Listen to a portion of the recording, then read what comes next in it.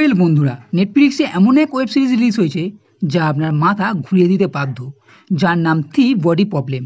সিরিজের নাম দেখে ভুল বুঝবেন না বা ঘাবড়ে যাবেন না। এটা কোনো মার্ডার মিস্ট্রি ওয়েব সিরিজ নয়, এটা একটা fantasy science fiction web series. বলতে গেলে এই বছরের ঘুমাওদার বুদ্ধির বা মাথা ঘোরানো ওয়েব সিরিজ হলো এটা, থি বডি প্রবলেম।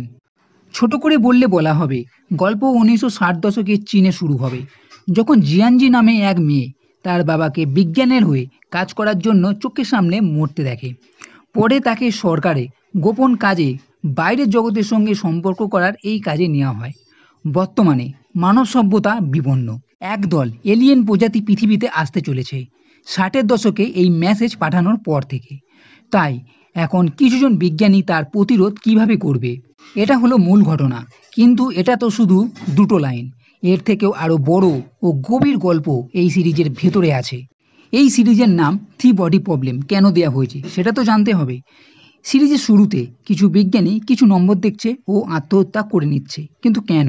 এবং এক ভিডিও গেম আছে যেটা টেকনোলজি, মানব সভ্যতার টেকনোলজির থেকেও আরও অনেক আগের। কারা তৈরি করলো এটা? মানে এই সিরিজের প্রথম দুটো এপিসোডে আপনি অতটা কিছু বুঝতে পারবেন না। এর জন্য না কেটে পুরো সিরিজ দেখতে আপনি বাধ্য হবেন। এর 4 নম্বর এপিসোডে গিয়ে খোলাসা হবে এবং সব প্রশ্নের উত্তর পাওয়া যাবে। বলতে গেলে এর প্রথম 4টে এপিসোড একদম টাইট, কোনো রকমভাবে চোখ ঘোরানোর প্রশ্নই নেই। একদম মাথা আপনার ঘুরিয়ে রেখে দেবে। কিছু বছর আগে এক ওয়েব সিরিজ রিলিজ হয়েছিল 1899 নামে। সেই সিরিজ যদি আপনার ভালো লেগে থাকে তাহলে এই থি বডি প্রবলেমও আপনার বেশ ভালো লাগবে। তবে এই সিরিজের শেষের 4টে এপিসোড কিছুটা হলেও ধিমা আছে। তার মানে খারাপ নয়, পুরো সিরিজটাই কিন্তু এখানে জবরদস্ত।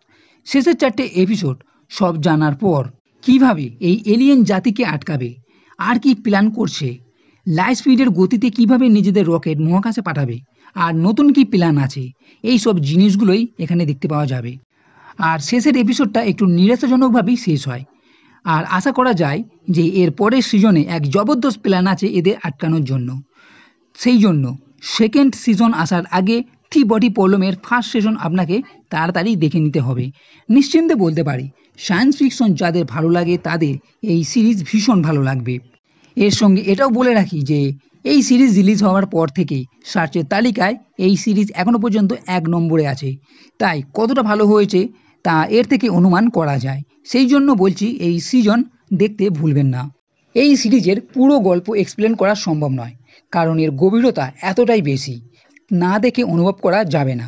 তো বন্ধুরা, এই ভিডিও যদি ভালো লেগে থাকে তাহলে লাইক করো, কমেন্ট করো, শেয়ার করো, আর এই চ্যানেলটি সাবস্ক্রাইব করতে কখনোই ভুলবে না। এই ভিডিওটি দেখার জন্য ধন্যবাদ।